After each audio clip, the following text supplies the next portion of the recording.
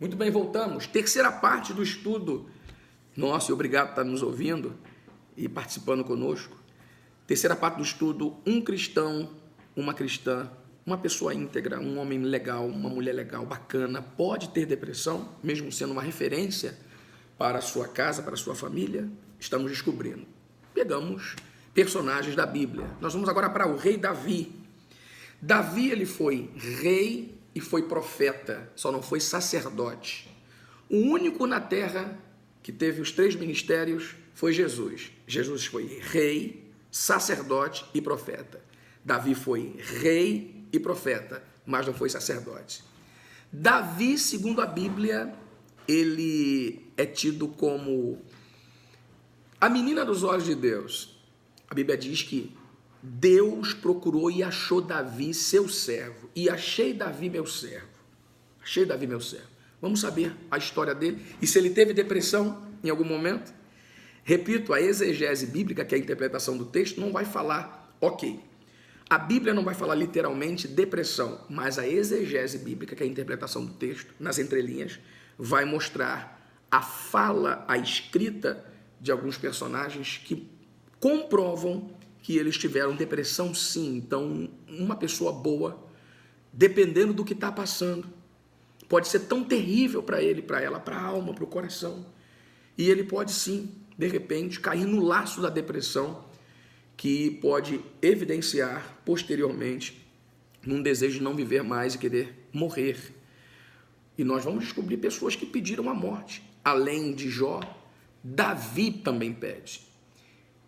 Em muitos salmos, estou lendo agora para você, em muitos salmos, Davi abre o seu coração a Deus. 2 pontos. Escuta o que ele diz em Salmos 42, versículo 6.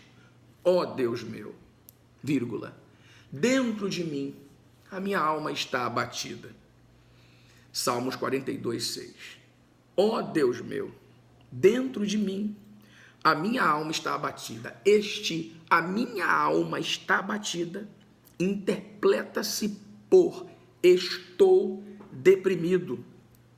Estou deprimido. Não estou legal, Deus. Não estou. Querido, quantas e quantas vezes eu e tu e eu já falamos isso em lágrimas, chorando muito. Em falar em choro, escuta o que ele diz. Salmos 13, versículo 1 a 2. Davi, o rei Davi. Até quando te esquecerá de mim? Ele diz isso. Não foi Deus que esqueceu dele. Mas a depressão dele estava num nível tão alto que Davi diz, até quando esquecerás de mim? Repito, quando nós estamos mal, geralmente precisamos, para refrescar este momento de dor, culpar alguém. E geralmente nós culpamos a Deus, de alguma maneira, né? E Davi culpou a Deus. Até quando te esquecerá de mim? Deus nunca esqueceu de Davi, como nunca esqueceu de mim e nunca esqueceu de você. Mas quando estamos mal, muito mal, a alma está angustiada, para baixo, o que nos vem à cabeça, a proposta é, Deus esqueceu de mim. Você se lembra de Cristo no seu ministério terreno, quando ele estava ostentado entre os céus e a terra, no Gólgota, no Monte Calvário, no Monte Caveira, porque quem olhava de diagonal via a silhueta de uma caveira, por isso que o monte se chamava Monte Calvário, o Monte da Caveira, certo? Em uma das suas 7 palavras, Jesus crucificado na cruz, claro, se é crucificado tem que ser na cruz, é evidente, redundância. Ele libera 7 palavras.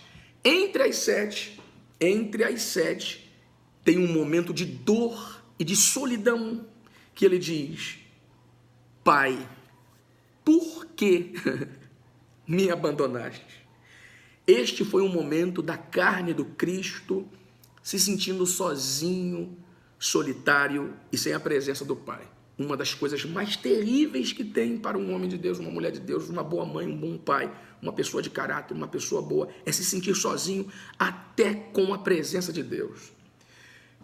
Nós ficamos tristes até quando pessoas nos abandonam. Imagina quando a alma pensa, supõe que Deus o abandonou. Sabe o que é isso? É crise depressiva. Isso é tristeza profunda. Jesus porque ele tinha duas naturezas, a saber, 100% homem, carne, osso, e 100% Deus.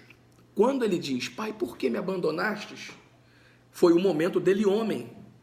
Se Jesus, no momento dele homem, pôde dizer, Pai, aonde o Senhor está? Por que que eu e você não podemos? Não devemos, mas podemos. Esse desabafo você pode fazer com Deus. Deus vai entender. Deus não abandonou Davi, mas ele afirma aqui, né? Em Salmos 13, versículo 1 a 2. Até quando te esquecerás de mim, vírgula? Ó Senhor, até quando? Aí ele faz outra pergunta. Para sempre? Ele estava se sentindo sozinho e abandonado para sempre. Na concepção dele, Deus nunca mais iria voltar a comungar com ele, a caminhar com ele. Já se sentiu assim? É barra, né? Então, Davi passou por isso. Até quando? E ele faz outra pergunta. Te esconderás de mim? Até quando esconderás o teu rosto? Rosto aqui interpreta-se por presença. Porque ele tinha a presença de Deus sempre na vida dele. Por que então ficar alegre quando tudo está dando certo e saber que Deus está presente é fácil? A grande questão é como se alegrar quando estamos depressivos, deprimidos, tristes, angustiados, sabendo ou presumindo que Deus não está conosco. Então Davi pensou isso. Até quando consultarei com a minha alma, vírgula, tendo tristeza? Viu? Essa tristeza, ele diz tristeza, mas isso aqui é deprê mesmo. No meu coração, tendo tristeza no meu coração, todos os dias. É isso mesmo, Senhor. Davi diz, é só você ler. Repito, Salmos 13, versículo 1 a 2. Para sempre, todos os dias. Salmos 42, 3. Isso aqui vai valer para algumas pessoas. Ele diz, as minhas lágrimas servem-me de mantimento de dia e de noite. Sabe o que ele está dizendo? Eu choro de dia e de noite. Não é só de dia, não é só de noite, é de dia e de noite. Cadê o Senhor? Quem nunca passou por isso, gente? Me ajuda, me ajuda. Davi estava declarando, estou depressivo. Só que ele não sabia o termo depressão. Ele dizia, tristeza profunda da alma. Eu vivo chorando, porque as lembranças de perdas que ele teve, que foram consequências de algumas, no caso dele, de algumas coisas que foram feitas, ele caiu com Batseba, mulher de Urias, o Eteu, manda matar Urias, o marido de Batseba, para poder ficar com ela porque eles estavam apaixonados. Ele cometeu um erro, um adultério, e claro que todo erro cometido ele tem uma consequência. E ele perdeu tudo, porque também o seu filho Absalão se levantou contra ele junto com Aitofel, seu conselheiro mor, e armaram contra ele. Ele perdeu tudo, a ponto de jogar cinzas, porque era um sinal de arrependimento, de tristeza profunda sobre a cabeça, e pouquíssimas pessoas ficaram com ele. Repito, ficar comigo e com você, quando tudo está bem, Coca-Cola na mesa, churrasquinho, dinheiro no bolso, minha amiga, meu amigo, isso é fácil, qualquer um fica. Ficar com você quando você não está legal, não é para qualquer um. Por isso, qualifique bem suas amizades quando no seu momento de tristeza, de dor, de angústia, você precisar de alguém, porque pode ser que também essas pessoas que, se não forem qualificadas, podem te levar à ruína. E eu termino dizendo, inclina, porque Davi diz isso em Salmos 86, versículo 1, inclina, vírgula, ó Senhor, inclina os teus ouvidos e ouve-me, porque estou necessitado e aflito por demais. Quem nunca falou isso, gente? Quem nunca falou isso? Eu e você falamos. Entenda, o maior interessado na sua vitória tem que ser você. Você tem que reagir. Ponto final. Busque forças aonde você pensa que não tem, mas tem, e reaja. Essa mensagem é para você que está me ouvindo aí agora. Você tem que reagir de alguma maneira. O maior derrotado não é aquele que caiu ao chão. Cair é fácil, qualquer um cai. Não teve ninguém na terra, a não ser Jesus, que nunca caiu. Todo mundo cai, erra, falha. Acontecem coisas, perde-se. E não é só questão de pecado, pode ser uma doença, uma enfermidade. A quebra de uma família, o término de um namoro, noivado, casamento, perdeu a empresa, a firma, o sonho, e entra uma deprê.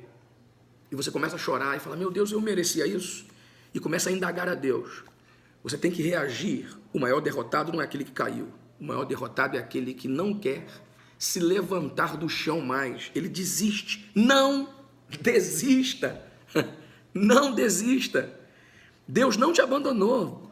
Escute, é fato, é verdade.